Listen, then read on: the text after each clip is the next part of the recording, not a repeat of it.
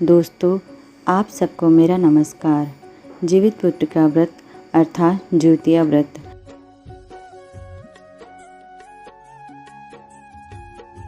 आश्विन मास के कृष्ण पक्ष के अष्टमी तिथि को मनाया जाता है।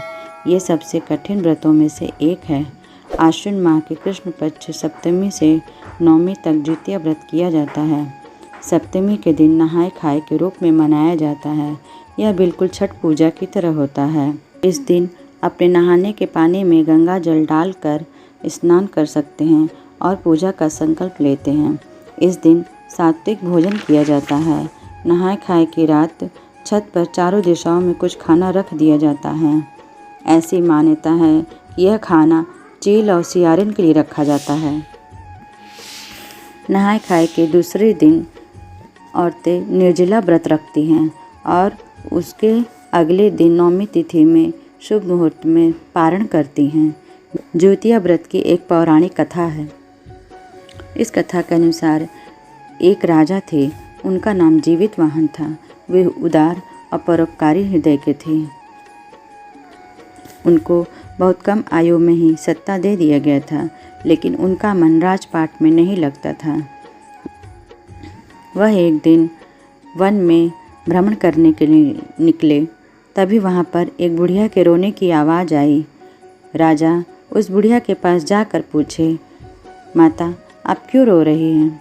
तब बुढ़िया ने बताया, आज मेरा पुत्र मर जाएगा। एक गरुड़ देवता आते हैं जो यहाँ के सभी पुत्रों को खा जाते हैं। तब राजा जीवित वाहन ने कहा, माँ आज आपके पुत्र की जगह मैं गरुड़ देवता के पास जाऊँगा। मैं आपके पुत्र की रक्षा करूँगा। जब पक्षीराज गरुड़ आए तो राजा अपने आप को सौंप दिया।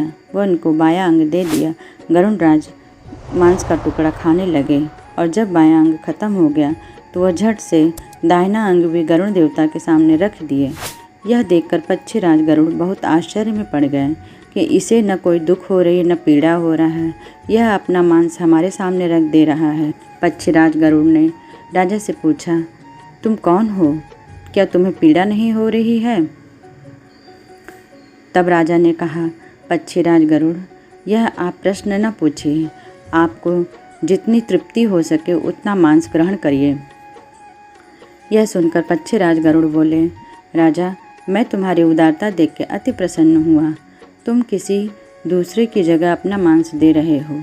इतना उदार हृदय आज तक मैंने नहीं देखा। बताओ तुम कौन हो?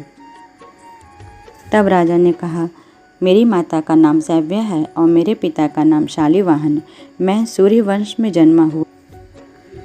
मेरा नाम जीवित वाहन है। पक्षीराज गरुड़ उसकी उदारता देखकर अति प्रसन्न हुए। उसने बोला, मांगो क्या वरदान चाहते हो? मैं तुमसे अति प्रसन्न हूँ। तब जीवित वाहन ने कहा, आप इस गांव के जितने पुत्रों को खाए हैं सबको जीवित करिए। सबकी माताओं के पुत्र को जीवित कर दीजिए।